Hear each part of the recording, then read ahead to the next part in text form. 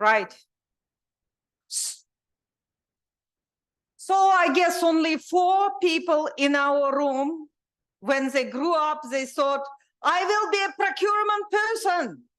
The rest somehow ended up in procurement. Okay, and stayed. Right, can we go to the next poll, please?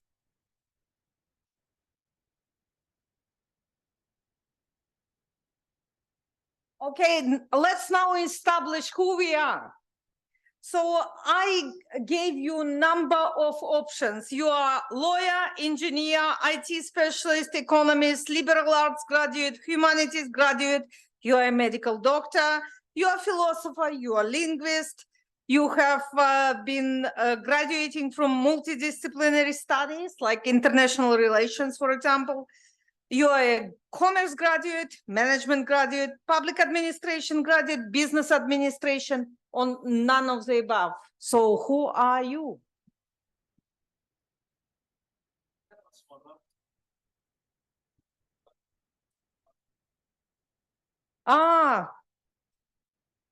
Okay, Kaha is actually talking about cosmonauts. Okay, I actually have a personal joke.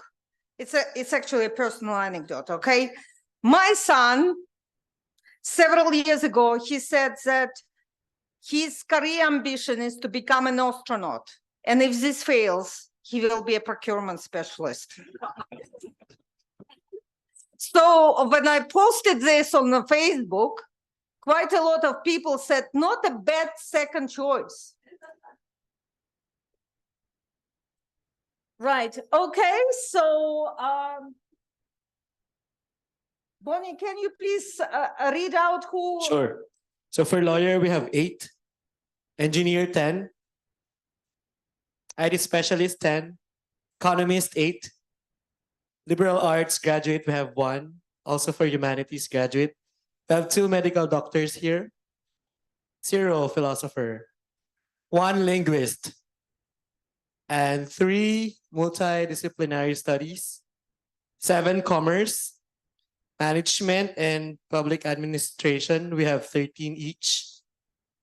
And business administration, 12. And 2 for none of the above. Right, clearly I didn't answer the poll because I'm a philosopher. Right, yeah. Okay, so I created the poll for myself. Right, can you please go to the next slide and next poll? So what are the benefits of professionalizing public procurement? You need to select everything that applies. So we have improved efficiency and effectiveness of public procurement processes and outcomes, enhanced transparency and accountability of public procurement, increase innovation and sustainability of public procurement officials get recognized as a separate career stream, public procurement officials earn more, or there are no benefits. So let's see.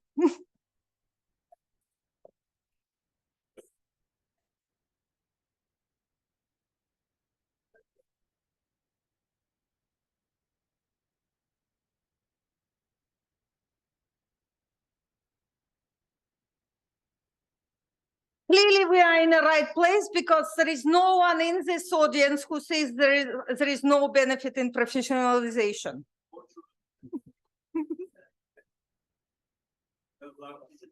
Yeah, absolutely lucky. Right. Okay. So, Bonnie, one more. So the next one is, what are the challenges of procurement professionalization? Select all that apply. So far, only one person answered, and this person thinks that all of these are challenges. So the challenges are lack of recognition and support for public procurement as a profession, lack of common and consistent standards and framework for public procurement professionalization, lack of resources and capacities for public procurement professionalization, lack of personal motivation, lack of clear career plan. Obviously, they are not talking to my son. And there are no challenges at all. So two people actually think there are no challenges, which is pretty good. So we have some eternal optimists here in this room. So I guess I have gained enough enthusiasm for the last session of today. And let me introduce to you our presenter and a panelist. So our presenter today is Masayuki Amote, or Amote-san. He has worked for public procurement reform for in more than 15 countries in Europe and Latin America. Before joining OECD in 2017, he worked in Japan, Afghanistan, and Bolivia as a public procurement specialist at a procurement agency affiliated with the Ministry of Foreign Affairs of Japan. He also worked at the country office of the Inter-American Development Bank in Peru in the field of public governance and public financial management. As a scholarship recipient from the World Bank, he holds a Master of Science in Foreign Service from Edmund Walsh School of Foreign Service at Georgetown University in Washington, D.C. With concentration on international development and public governance. He is a lead author of OECD policy paper, Professionalizing the Public Procurement Workforce, a review of current initiatives and challenges. He is demonstrating this now, and it's freely downloadable from OECD website. This is where I downloaded it. It is published in January 2023. And our panelist today is Tamar Buadze. Tamar Buadze is a policy advisor with 22 years of experience in both public and private sectors. She currently serves as Government of Georgia Capacity Strengthening Component Lead at the United States Agency for International Development Economic Governance Program, where she manages the project's economic policy and regulatory reforms areas. Over the past 4 years, Tamar and her team have worked closely with the government of Georgia to design critical inclusive growth reforms. Tamar led intensive advocacy within the government of Georgia and Parliament of Georgia to assist them in developing the reforms. As a result of her efforts, Parliament adopted 3 very important laws for Georgia EU integration in 2023. Law on water resource management, law on e-commerce, and law on public procurement.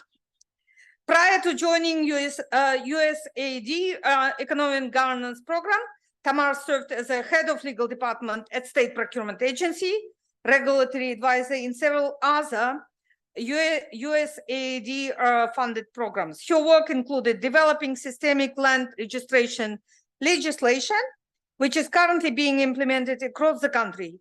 Her technical areas of expertise include property rights, insolvency, state procurement, privatization, tax, and customs policies. And she holds a law degree from Tbilisi State University. So, Amote-san, the floor is yours.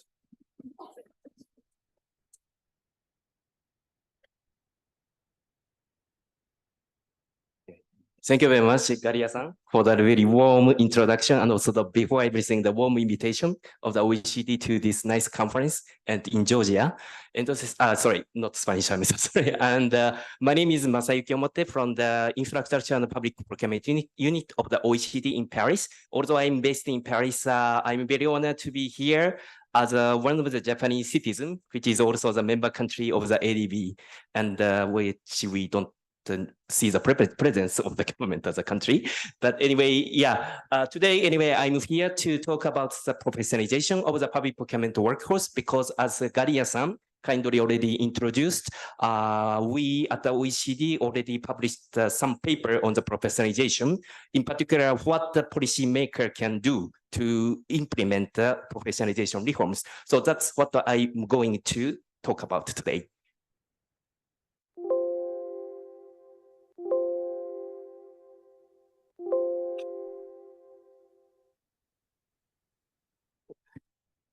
Okay, so my today's presentation is just a little bit introduction about why professionalization is very important currently. And then as a second part of the presentation, I will talk about the 3 steps to implement the professionalization, which was introduced in our policy paper, very briefly. Okay, so as you know, the OECD is the international organization with a 38 member country. And currently we also have the 6 accession countries, including the 3 Balkan countries from Croatia, Bulgaria, Romania, and also 3 Latin American countries. That is Peru, Argentina, and Brazil. So, but currently we are the 38 members states as an international organization. And this is a very common statistics that the OECD always shows when we start the presentation about the size of the public procurement. In the OECD country, the public procurement account for the 12% of the GDP and 30% of the governmental expenditure. And when we talk about the EU countries, it's about 14% of the GDP. So we agree that, you know, this is a really big economic activities by the government. And given this economic size of the public procurement, currently public procurement is considered as a strategic tool to achieve sustainable development goals, such as environment or social affairs or innovation. And as you can see here, in the SDG goals, we have one indicator about the sustainable public procurement, that is 12.7 goals, the sustainable public procurement. Also, we have only one direct indicator on the sustainable public procurement. According to the studies of the Nordic countries, about 80% of the SDG goals and indicator are somehow linked to the public procurement. So we can know that anyway, how public procurement can impact the different policy goals that the government will pursue. And as you can see here on the left side, when we talk about the sustainable or strategic use of the public procurement, we can see the green public procurement to fight against the climate change, also to facilitate the SMEs, businesses, and the development. Also, we can promote the social responsible procurement, like labor right, gender mainstream, or this kind of things. And lastly, but not least, also in the innovation and R&D through the innovation procurement schemes. So we talked about a lot of, ambition of the public procurement, but from the viewpoint of the people who are actually doing the public procurement processes, there is a high expectation. And from their viewpoint, they are required to do something about the environment, or even doing the innovation. From their viewpoint, this kind of high expectation toward the public procurement definitely is a little bit a burden for the public procurement officers. And sometimes they face the capability of carrying out these kind of, let's say, non-traditional public procurement procedure. And therefore, professionalization of the public procurement is very important. And before going to the professionalization, I think tomorrow we will spend most of time on the sustainable procurement, green and the socializing. So just I want to mention some enabling environment or element, to make strategic procurement successful, in my opinion. And in fact, when I analyze this kind of strategic procurement status quo, I'm using this kind of framework like some European country. And first, definitely, we need to have that regulatory framework, that is law or regulation. And institutional framework, which institution are in charge of the implementation. Of course, public procurement authority is in charge of this kind of, initiative. But when we talk about the green public procurement, maybe the Ministry of Environment should be consulted and should be involved. When we talk about the social procurement, maybe the Ministry of Labor Affairs or Health could be included. So we need to identify the institutional framework who should be in charge of promoting these kind of things. And then definitely we should have the strategy, the target, or some kind of the goals in the future. And even if the public sector is ready, we also need to get some kind of the buy-in from the stakeholder of the strategic procurement. And one of the important stakeholders is definitely the economic operator. Because if the economic operator or market is not ready for example, providing the environmentally friendly product, nothing will happen. So definitely we need to get the buy-in from the economic operator, but also from any kind of stakeholder in the strategic procurement. In this case, for example, audit body, which sometimes might block this kind of non-traditional procedure. And also sometimes the senior management of the contracting authority, because they are a little bit risk aversive, so they don't want to do anything, new things. And then, of course, when we set up the strategy, it's very important to monitor the progress and set up the KPI. And lastly, but not least, which is the current topic of the today, is a capability building. Without the capability of doing this, strategic procurement will not work. And then we go to more directly into the capability or professionalization.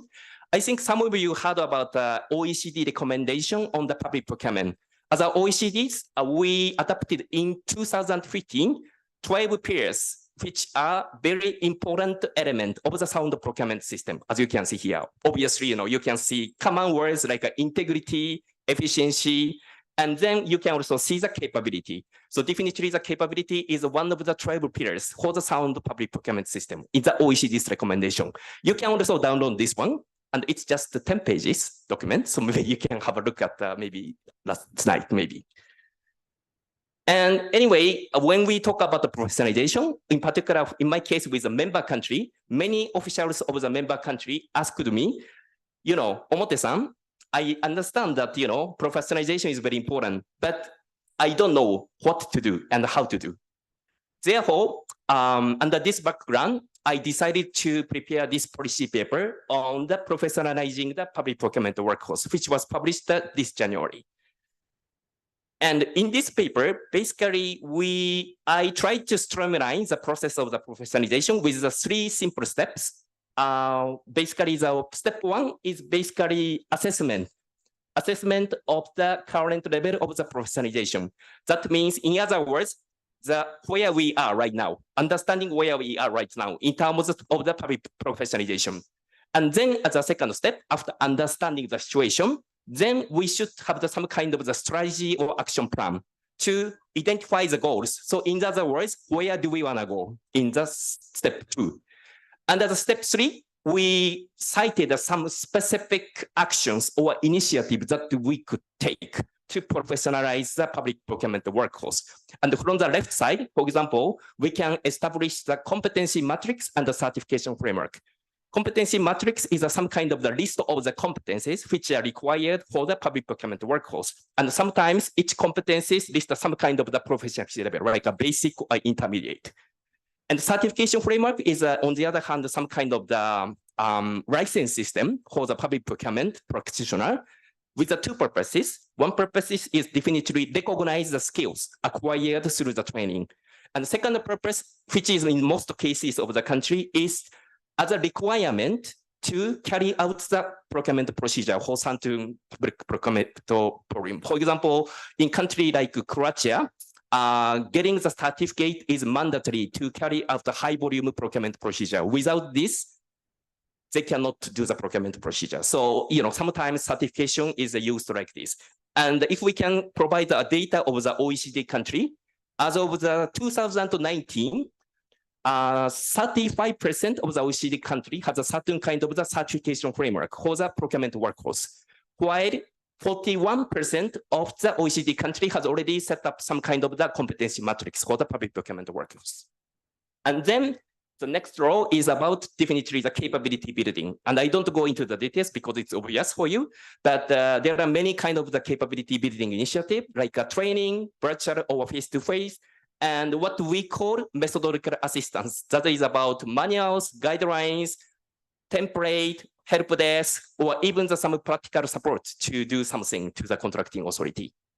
And then we talk about the initiative, because sometimes procurement officials turnover rate is a problem, and sometimes they leave, they don't stay on the public procurement, and they go to the private sector for the higher salary. So we also talked about the incentive mechanism from the two viewpoints. Financial and non-financial incentive. Financial is definitely some kind of the salary or any kind of the career path or career promotion. While non-financial one could be some kind of the recognition system through the excellent award system, or even the set of the professionalization or professional networks of the public procurement workforce to increase their sense of the professionalism and the motivation through these kind of schemes. And lastly, but not least, we also focus on the collaboration with the academic center, such as a university And there are many initiatives. For example, in order to provide the training, sometimes the government can collaborate with the university to develop the training, and they can even set up the master program or bachelor program. And also they can do the joint research on something like, calculating the methodology of the saving from the centralized pathing or this kind of things, can be some strength point of the academic institution. And lastly, but not least, also the cultivation to future procurement specialists, which is also important to collaborate with the academic center. And Garia-san prepared a nice question as a first question on the, what was their career option as a procurement? And this was a great question because maybe when the high school student or parents ask their children, what do you want to be in the future? Maybe most of them say, I want to be the football player. I want to be the actor or actress. I want to be a doctor. I want to be a lawyer. So who will say that, yes, I want to be the procurement specialist when he was a junior high school or high school student? So, but I think for people, it chose some option which might have broken my presentation. But anyway, yeah, it's very important because children do not say that I want to be the procurement specialist because they simply do not know that the work of the public procurement exists. So it's very important to collaborate with a high school or university to increase the awareness of the public procurement as one potential career option.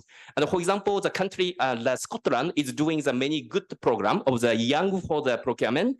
And they collaborated with the high schools and they prepare some kind of the brief guideline as a future attractiveness of the public procurement as a career tasks.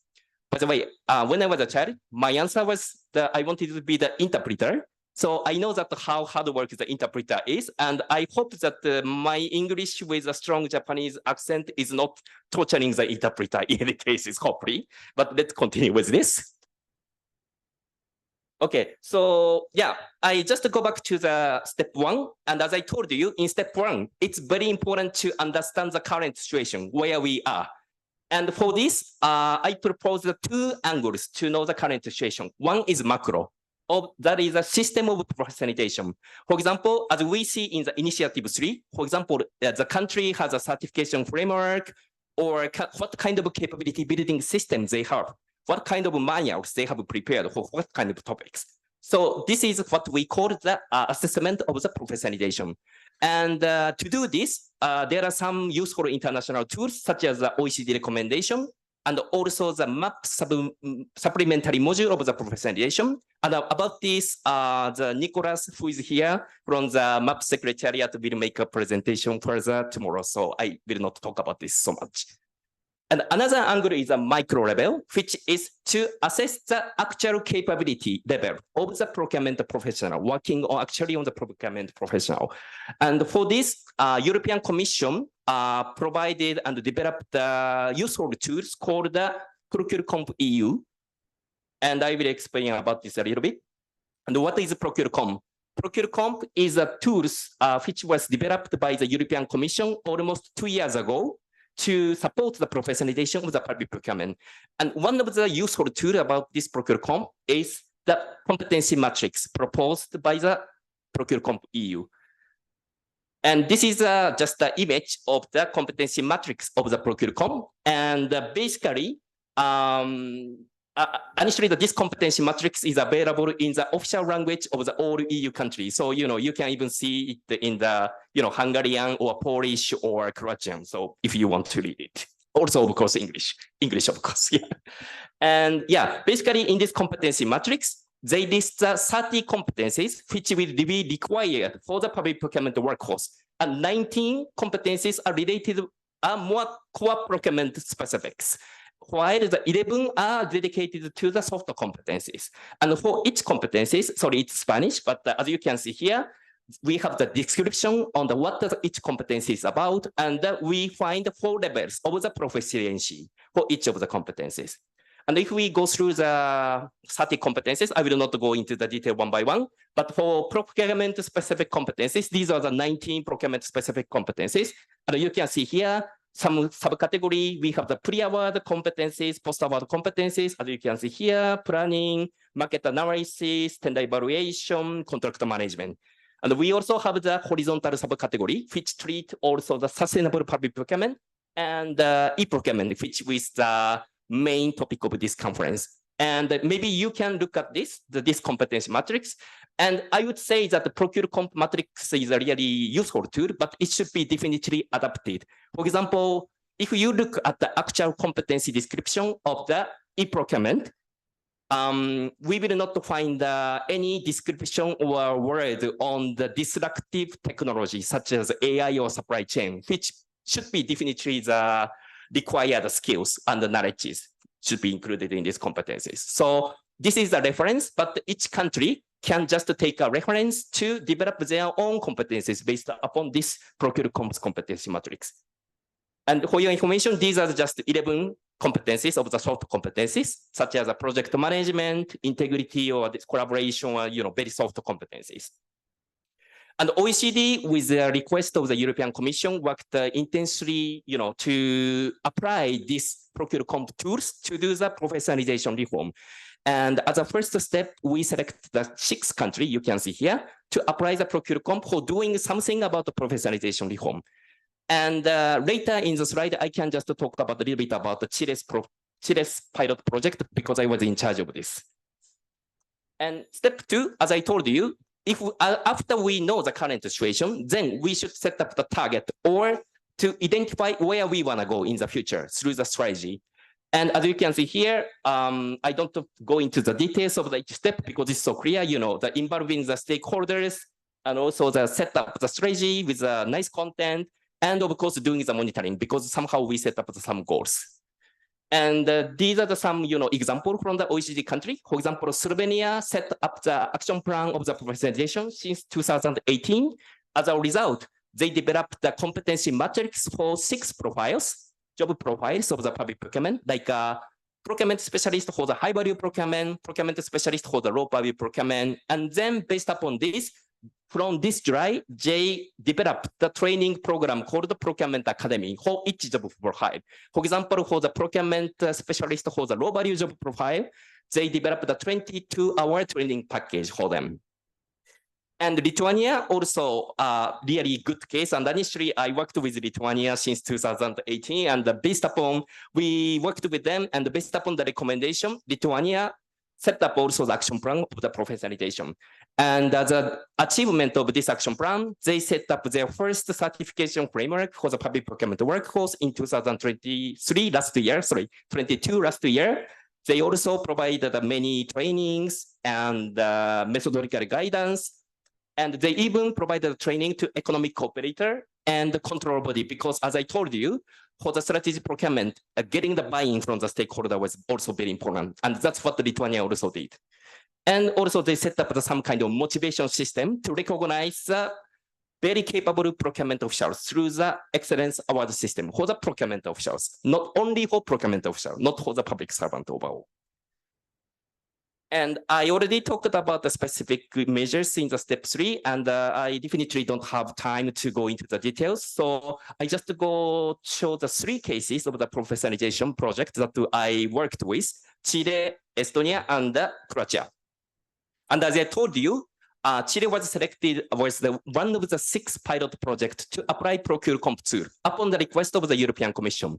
And what basically did is that we, based on the Procure Comp tools matrix, we revamped the national competency matrix of the Chile, which already existed.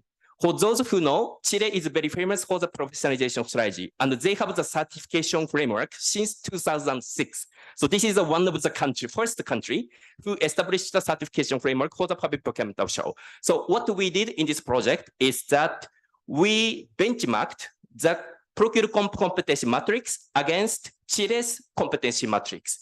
And based upon this benchmarking, we took some great element from the Procure Comp's competency matrix. And as a result, we ended up with the 17 competencies for Chile's competency matrix, including the new 3-1, contract award criteria, sustainable procurement, and performance orientation.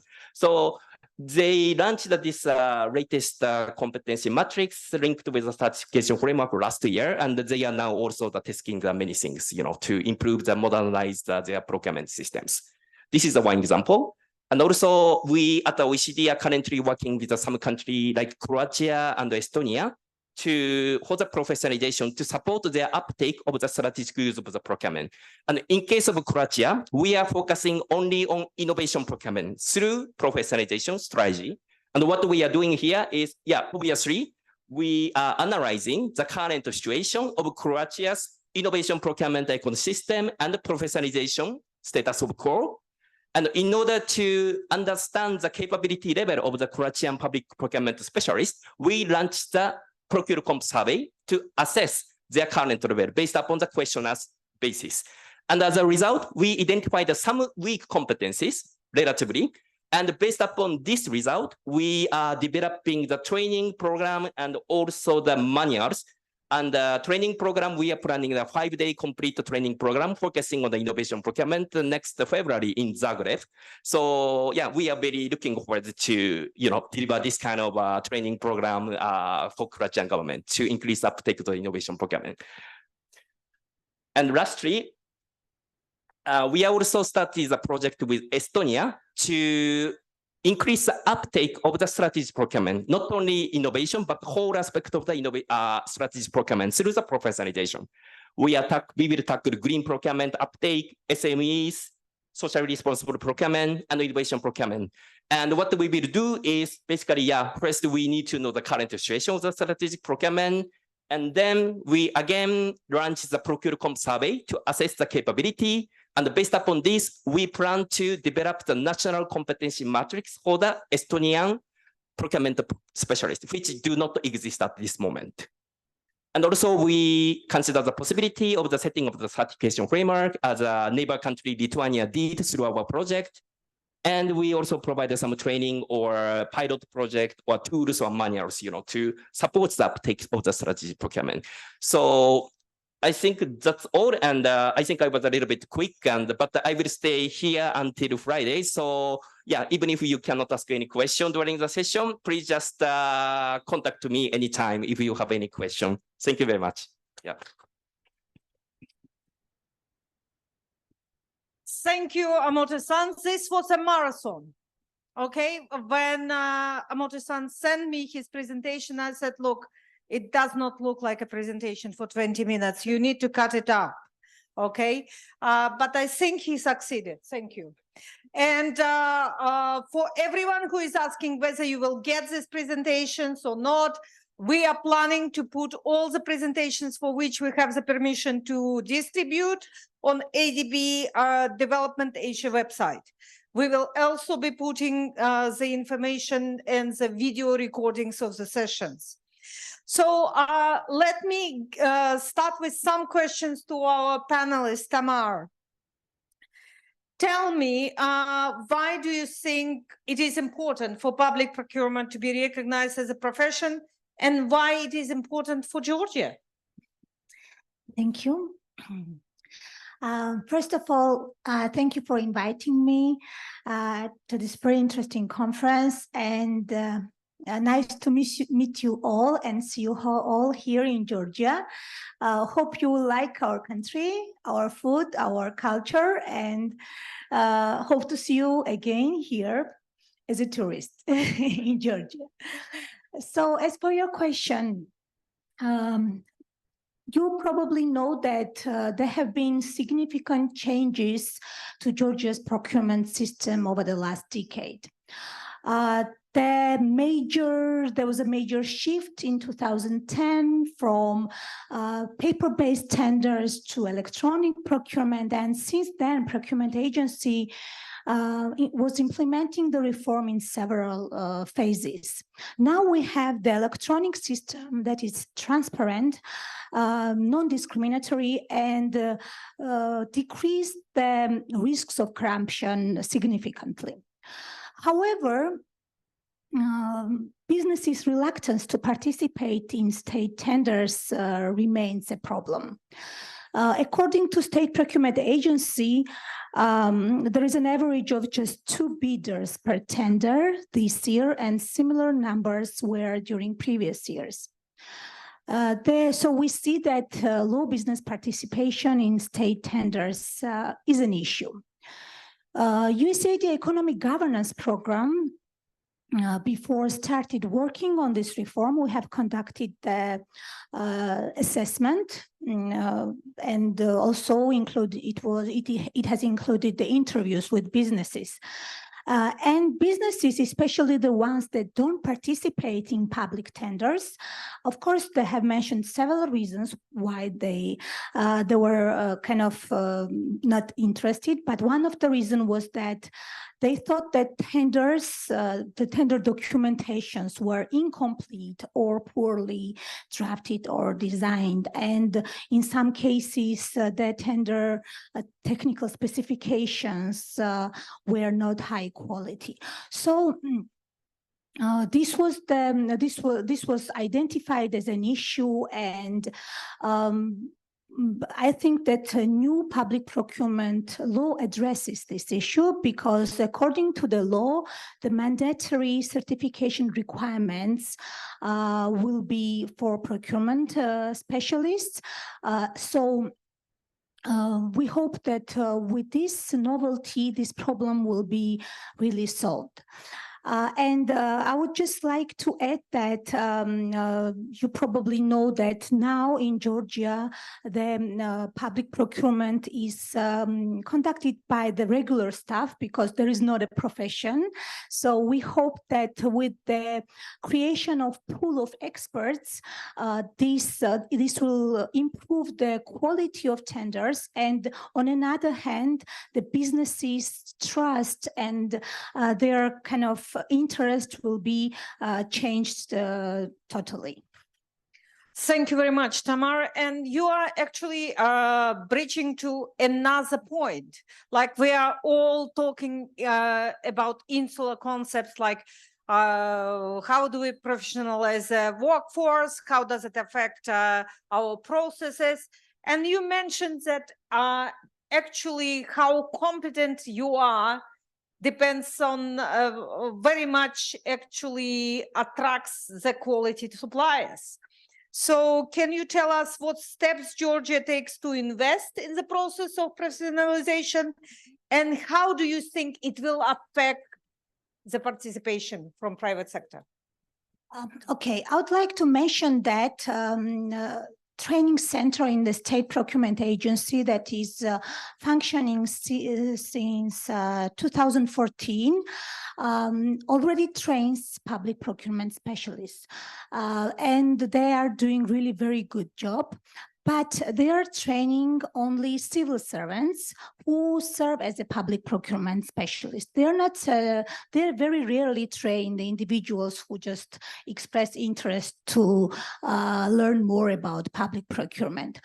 According to the new public procurement law, the role of the training center will be increased dramatically, because they will be responsible of creating this pool of public procurement professionals, and they will be also responsible to deliver trainings to the individuals who want to become a public procurement specialist. It's interesting that according to the law, State Procurement Agency will also be entitled to have the certification preparatory programs. And of course, the procurement agency will be responsible for the whole certification process. It's interesting that law itself sets the main terms and conditions for the certification. So, for example, I can brief you about it, that the law says that anyone who is Georgian citizen and with high degree can apply for the certification program.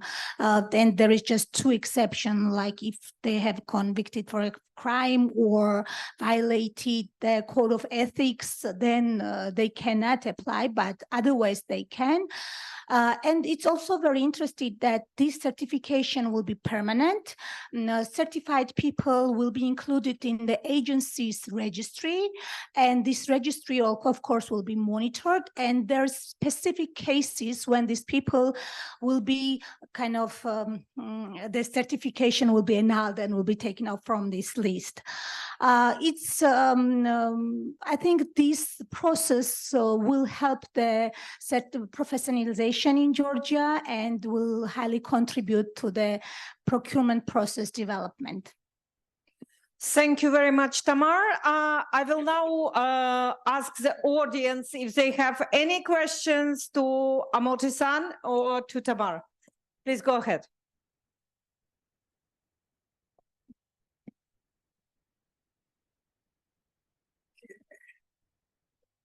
Thank you. It's been a very informative session, and I'm from the World Bank. My name is Ehsan Ali. So we have also been involved in the professionalization of procurement assistance and support and guidance to countries. One question that always looms is that what we see is in most countries, procurement staff or officials, so as to say, are assigned on a kind of a temporary basis. They're doing this as a side job, not as their core function. So in that respect, of course, it's useful to continue to professionalize, train, build capacity of those people. They may move on to other jobs, but then you're still building a resource in the country as a whole. Specifically, what my question is that how do you see this kind of an arrangement where there is a temporary transitionary role of procurement versus a dedicated cadre of procurement professionals who go through the same stream up the ladder in the governments and build a career as a procurement professional. Is there any data that you may have in terms of how many countries as a percentage, for example, have dedicated cadres versus those which are doing this as a side thing? Thank you. Right. Okay. Thank you for the question. Very interesting question. And honestly, your question is what we are going to do later this year. Because as I told you, we have the OECD recommendation of the public procurement, and we need to do the implementation survey every 3 years. And we already did it in 2018, and now we are obliged to publish something on the implementation status until next October. So we are launching the very comprehensive survey to the OECD country, including the professionalization component. And what I definitely wanted to add to this questionnaire is if the country recognizes the public procurement as a standalone profession in the public sector. So we will have the data hopefully next fall.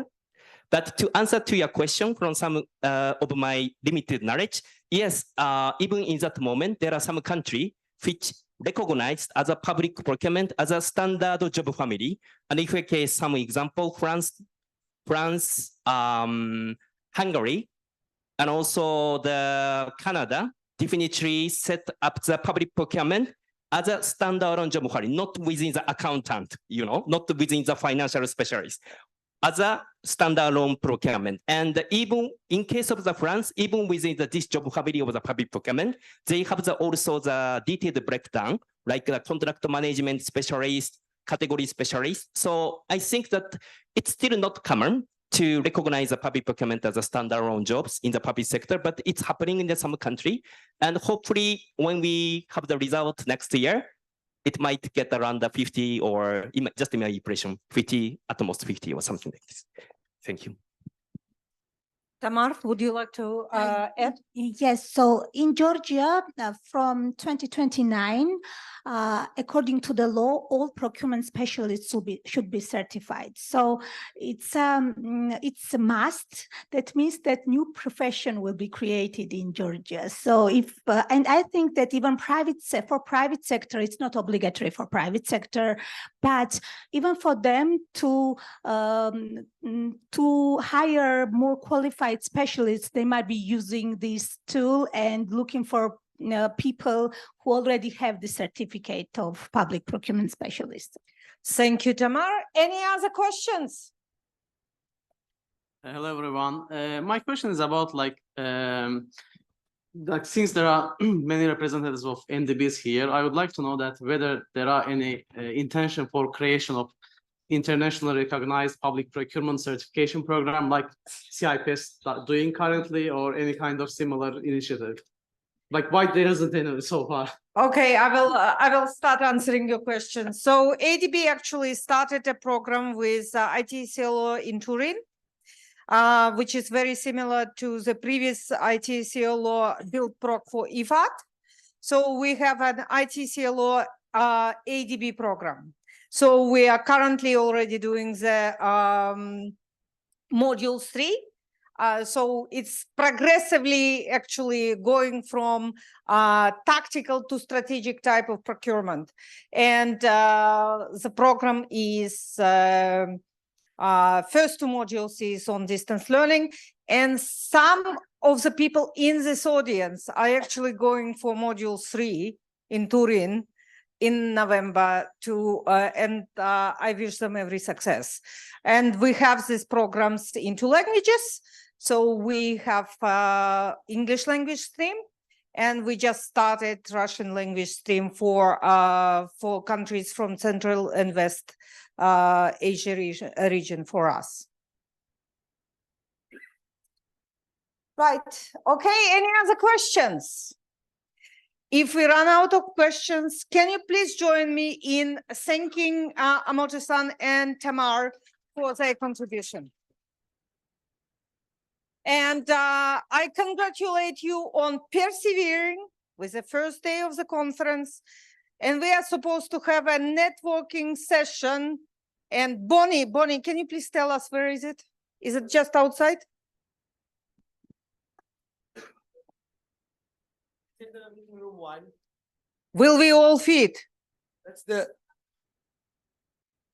Hello. Yeah, that's the advice of the hotel representative, but we can arrange here so that we can fit. Right. Okay. Because I've been to meeting room 1. I don't think we will fit. Okay. Thank you.